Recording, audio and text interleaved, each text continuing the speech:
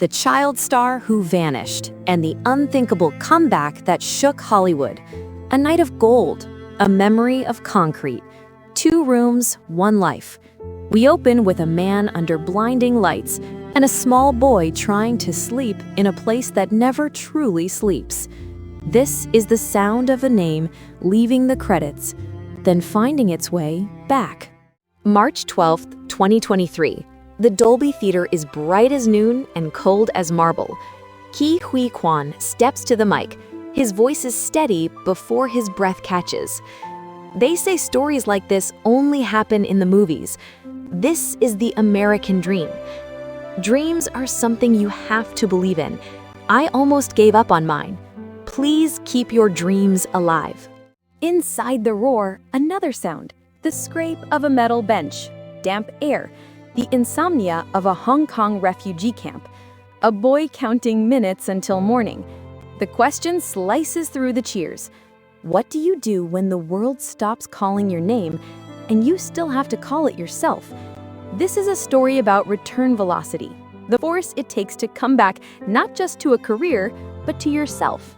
From rupture to refuge, a family divided to survive, a plane that turns fear into altitude. These are the motifs that will follow him. Planes as portals, names as keys, thresholds that refuse to open until you push harder. August 20th, 1971, Saigon. A Chinese-Vietnamese boy learns to read a room before stepping into it. 7 years later, the reading stops. Flight begins. In 1978, to improve the odds of living, the family splits. His father and 5 siblings toward Hong Kong, his mother and 3 others toward Malaysia. A child's idea of safety breaks into pieces you can't hold. Hong Kong, 1978 into 1979. Space collapses into inches. Nights are full of fatigue and the metal talk of bunks. His father rations hope like sugar. The boy invents a trick. Picture the next place. Not a house, just a dry roof, a door that closes softly. In 1979, permission arrives. United States. A plane lifts the family, and a later profile will call it the first and most important plane ride of his life. California. Endless light. Indifferent sky. English becomes a puzzle he solves by watching mouths and reading faces. He learns 2 American truths. If you knock politely, a stranger might open a path, and the threshold will announce your difference before you cross it. Then a door opens he never meant to approach. Luck, then craft, then pressure. A kid helping his brother at an open call stumbles into the arms of movie history. What begins as a favor will become a chapter in pop culture. Early 1980s, Los Angeles. Castelar Elementary in Chinatown is buzzing with kids and hope. He isn't there to audition. He's there to coach his younger brother. Stand here, breathe there, try that. Someone notices the boy who's giving notes instead of taking them. The room changes. Soon, a brighter one. Steven Spielberg, George Lucas, Harrison Ford. He arrives in a tiny 3-piece suit, cloth armor for a small body asking to be brave. Spielberg smiles, wraps him in a hug, and gently says to come back in something comfortable. The camera wants something real. He gives it. Indiana Jones and the Temple of Doom arrives in 1984. Short Round steals scenes and hearts with a grin and a defiant, "No time for love, Dr. Jones." The following year, The Goonies. He becomes Data, the gadget kid who outruns chaos with inventions and nerve. TV follows. Together We Stand. Then Jasper Kwong in Head of the Class. Doors open so fast, the breeze feels permanent. And then, one day, the air is still. The phone stops ringing. Momentum stalls. Identity buckles. The stage lights fade and the room fills with quiet questions. Who are you when the parts stop? What can you call yourself when your own name doesn't seem to open doors? The roles narrow. Stereotypes crowd the path until silence takes over. A young man who knew only forward motion learns the choreography of waiting. Somewhere between casting calls and rent checks, a compromise lands on paper. He's credited as Jonathan Huy Quan. It reads easier to some. In private, he's still Huy Quan. The commute between those names is long and unpaid. Years later, the first act of his comeback will be to reclaim his birth name. Waiting becomes labor. If he can't be on camera, he will learn the camera. USC Film School. A hum in the dark as projectors warm up. Cameras waiting like patient animals, hungry for film, light, and intention. He learns the grammar of pictures, exposure, coverage, rhythm. He produces, shoots, and edits a short called Voodoo. It wins at Slam Dance and becomes a calling card professors still show to new students. He finds a surprising truth. You can build a moment so precisely that another actor's face delivers your payoff, and it still belongs to you. The hunger to perform doesn't fade. It changes shape. He learns to tell stories with bodies in motion.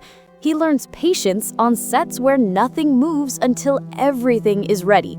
These years lay the craft beneath the miracle and bring him the person who steadies the future. 2000. X-Men. He joins Corey Ewan's action team to stage fights that feel like biography, not just impact. He teaches Hugh Jackman how to punch with a past. The next year, The One. More choreography, more learning. The phone rings again, but for different reasons. 2004. Wong Kar-wai's 2046. He's an assistant director in a labyrinth where color equals emotion, and improvisation is a rule with a hidden structure. He meets Echo there, sharp, kind, multilingual. Their partnership feels like translation you don't notice while it's happening. Years later, she'll do it again on Everything, Everywhere, All at Once, bridging languages on set, harmonizing chaos into cadence. In the quiet between gigs, realism takes inventory. Hollywood forgets. Bills don't. For the longest time, all I wanted was just a job. He'll say with a smile that isn't only a smile. The skill set deepens. Choreography, camera, AD discipline. The ache to try acting again waits for proof that the room has changed. One film becomes a lighthouse, not a miracle. It signals that the path might exist. And for the first time in decades, the door he wants opens to a role that needs everything he learned in the shadows. August 2018. Crazy Rich Asians explodes. Glamour, specificity, ordinary humanity on a massive screen. In the dark, he feels something simple and strong, not envy, hunger. When Crazy Rich Asians came out and I saw my fellow Asian actors up on the screen, I wanted to be up there with them. He finds an agent. 2 weeks later, a script arrives. Everything, Everywhere, All at Once. Waymond Wong, gentle and brave, silly and decisive, a man who weaponizes kindness in a universe that punishes softness first. He knows that knife edge. He's been honing it for years. He gets the role and keeps it secret, not out of superstition alone, but out of fear. What if he isn't good enough? What if they fire him? He doesn't tell his family until the day before the trailer drops. On set, the behind-the-camera years become oxygen. He hits marks like someone who's been left out of too many frames.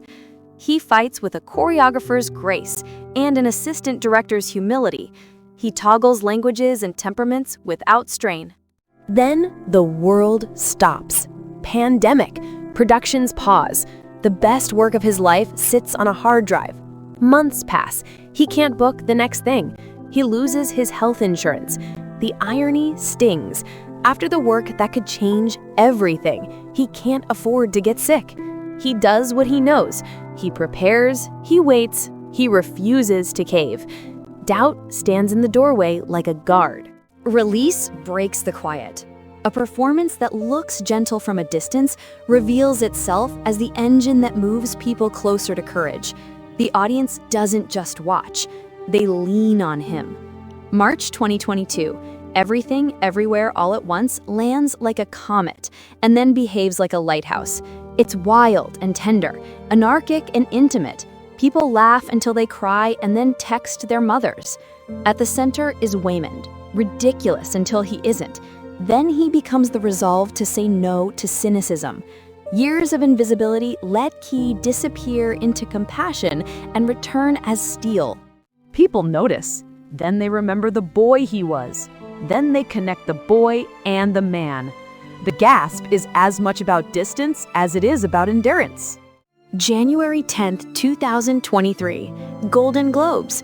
He looks out at a room that might have forgotten him and says, "For so many years, I was afraid I had nothing more to offer, that no matter what I did, I would never surpass what I achieved as a kid."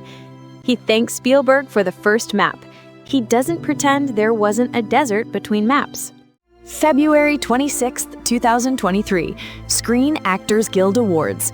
He becomes the first Asian man to win an individual Film Actie Award there. March 12th, 2023, the Academy Awards. He frames his win as proof that a refugee child can dream in public and urges others to keep theirs alive. On that stage, another circle closes. Harrison Ford opens the Best Picture envelope for Everything Everywhere, and Key rushes in for a grin-wide embrace that travels the world in a single image. Two full-circle beats flatten cynicism into a smile. The contract that changed his life? Negotiated by Jeff Cohen, Chunk from the Goonies, now an entertainment lawyer. A childhood punchline becomes a professional lifeline. And the name? He reclaims Huy Quan. When I started as a kid, my manager told me that maybe it would be easier if you were to have an American-sounding name. The very first thing on returning was to go back to my birth-given name. Hearing it on Oscar night felt less like correction and more like coronation. The comeback becomes a chapter, not a headline. He chooses roles that widen the path, proof that the room has changed and that he intends to keep changing it. May 24th, 2023, American-born Chinese on Disney+. Mischief braided with discipline, an older echo of the boy who once crawled through treasured tunnels, now carrying weight with a wink. October 2023, Marvel's Loki Season 2. As Ouroboros, OB, he refuses to be flattened. He plays an exuberant engineer whose competence feels like salvation, the kind of person who labels drawers and prevents apocalypse before lunch. Viewers who don't know his story fall for him in 3 scenes. Those who do nod. Of course Key belongs in a multiverse. He survived one. February 7th, 2025, Love Hurts. He shoots in spring 2024, early 50s, and opens wide in early 2025. The poster is a time machine, this time with him at the center. An action comedy lead with a body that remembers every language learned in 2000 and 2001. Not a franchise ornament, the engine. Somewhere, a kid says the quiet part aloud. I don't have to be first to be right on time. March 14th, 2025, The Electric State on Netflix. In a future that feels frayed and tender, he slips heart into spectacle. November 26, 2025, Zootopia 2. In animation, voice is everything. The kid who once coached his brother through an open call now sends timing and tone into the childhoods of strangers. These choices ripple beyond credits. He is the first Vietnam-born actor to win an Academy Award. Time 100 in 2023 adds ceremony to momentum. His Loki co-star, Tom Hiddleston, writes the tribute. The reflex built in the quiet remains. He admits a fear that lingers. What if this is only a one-time thing? He doesn't say it to be soothed. He says it because assumptions once erased a life in progress. Gratitude stays loud. Vigilance stays louder. Underneath, the craft keeps working. Film school drills, choreography math, AD patience, language work, voice control, a habit of seeing a scene from both sides of the lens. When the Daniels need a laugh, he knows the breath before it and the beat after. When Marvel needs exposition, he tunes science into survival instructions from a friend. Technique as trust, clarity as kindness. He crossed a threshold, and now he stands there, holding it open. We don't end with a bow, we end with motion. Legacy isn't a statue, it's a habit. A name said right, a room that looks different, a man who treats comeback like a daily verb. A clock says October 2nd, 2025. In a studio booth, a red light waits. He puts on headphones, the world narrows to a microphone and breath. Across town, a stunt coordinator tapes his wrists. Today wants a little danger, handled with a lot of control. Later, Echo asks how it went. He jokes about the fanny pack that turned into armor. Then they pivot to flights. Family, friends who need calls returned. At the window, Los Angeles pretends to be calm. He thinks about a night in Hong Kong, a plane to America, an elementary school gym in Chinatown, a bearded director who made him brave, a decade of silence that taught him to listen, a multiverse that taught him to speak, a stage where the sound of his own name unlocked a room that once forgot him. He doesn't rehearse the past, he rehearses tomorrow. He keeps fear where he can see it. He keeps joy where everyone can. He was the child star who vanished and learned that disappearing isn't the same as ending. He is the man who returned and treats return like practice. Steady, stubborn, soft when it can be, steel when it must. Somewhere, a kid in a room that smells like dust and the inside of a suitcase watches an awards clip with a mother who pretends not to cry. A stranger's voice carries across the years and tells them time can be a door, not a wall. The kid rewinds, not for the statue, for the eyes, for the steadiness, for the proof that a life can go quiet and still be writing itself.